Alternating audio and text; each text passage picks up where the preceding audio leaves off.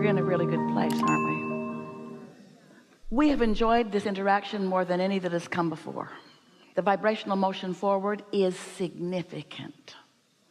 What that means to you is that you're in a different vibrational place than you were when you walked in, and everything that happens to you from this moment forward is therefore improved.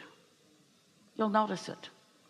And it's helpful when you do notice it, because noticing the improvement, as you make the association, as you make the correlation between the upliftment that you felt and the fun that we had as we moved through this day, and the seeming coincidences that are leaning in your favor, then you just feed that momentum more and more and more and more and more. When you walked in the door, nothing needed to be fixed, but you came for clarity, and we know you found it. And while you can find some helpfulness from analogies that we offer and stories that we tell about Jerry and Esther and others, and examples that you experience the demonstration of as people are sitting here in the hot seat, your true understanding comes from you identifying and then isolating, which just means practicing a frequency that has more fun in it or more relief in it than you're accustomed to, and then noticing the difference that that shifting in vibration makes. That's what deliberate creation is. It's pre-manifestational creation. We're going to say something for the first time ever. Pre-manifestational creation is what we mean by getting out ahead of it, because it is the manifestation. Did you follow that? And post-manifestational awareness is reaction. Reacting to what's happened. And when you react to what happens, can you feel how it gets muddied up with what happened? But when you get out ahead of it, can you feel how much clearer it is? So if we were standing in your physical shoes, this is what we would do. We would meditate every morning for 15 or 20 minutes, which just means find something to focus on that isn't interesting, like the hum in the air conditioner or a flicker of a flame or something.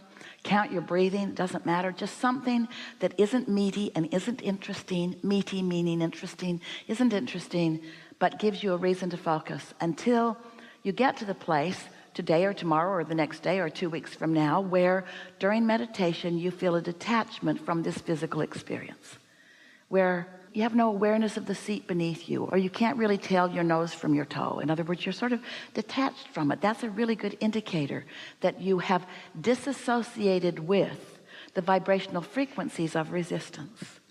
And then don't try to make anything happen. Even noticing that that has happened may distract you from that. But then just let that be what you mean to do every day at the beginning of the day for 15 or 20 minutes, because what that does, that gets you out ahead of it. That puts you in a place where it's more likely for you to receive the thoughts that your inner being is thinking about what you're about than you reacting. Now, that doesn't mean that you won't still react. It just keeps the odds up for you. It just puts you in a better position of receiving from your inner being. The next thing that we would do on a really regular basis is we would make lists of positive aspects about this and that and this and that and this and that and that person and that person. We would identify a vibrational frequency in ourselves about those other people that feels good to us when we identify it. And we would practice it until our opinion of them is separate from their behavior. Hardly anybody ever does that. And that's why people keep acting the way you expect them to act.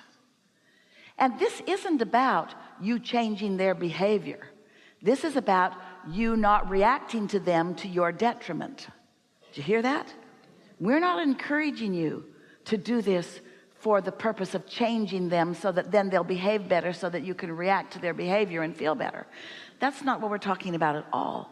We're talking about you practicing a vibration that is helpful to you and to them too, but helpful to you. It'll be helpful to them too, but helpful to you. It will be to them too, but helpful to you. So meditate and make lists of positive aspects. And then there's one other thing that we know for sure will help you enormously well. Get a piece of paper, draw a line across the top of it and a line down the middle of it. And on the left side of the page, write things I'm going to do today, and mean it. I'm going to pay this bill. I'm going to get my nails done. I'm going to go to work, whatever. I'm going to feed the children. That's always good if you've got kids. And on the other side, as a header, put things for the universe to do for me today. This is the universe side of the placemat.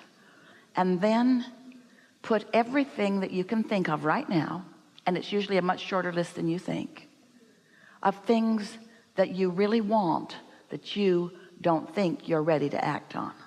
Whatever it is. Things that you've been struggling with, put it over there. Things you've been putting off, put over there. We're not talking only about altruistic things like world peace. We're talking about things like finding the gardener that you haven't been able to find because the one you've got keeps killing plants. And every time you replace him, you get another one who kills them faster. Those kinds of things. In other words, we're talking about practical things. Things that have been on your to-do list that you keep putting off. And you know why you put them off? Because you don't feel ready, because you've got resistance. And when you've got resistance, you don't feel ready. Give them to the universe.